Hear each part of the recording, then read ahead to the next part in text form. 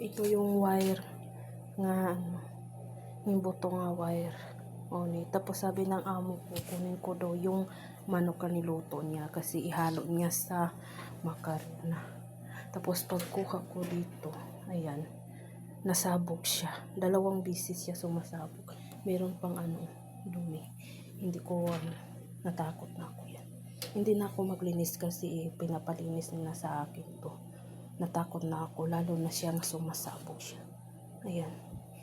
Ano na nila, nilagyan na nila ng tip, pero kakatakot pa rin para baka maulit.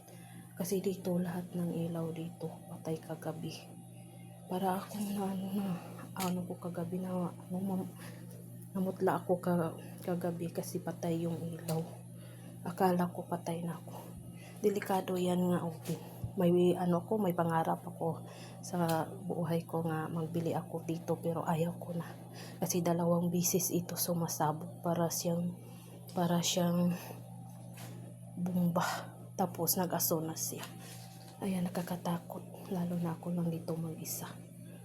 Kasi yung amo ko may bakasyon, tapos yung amo ko may work, yung anak ng amo ko. Lahat sila, mag-isa lang ako dito. Walang kain ako, basta hindi ako magluluto kasi natatakot na ako. Lalong nasa gasol. Dito yung gasol dito. Yung gasol dito. Ilang bisis yan.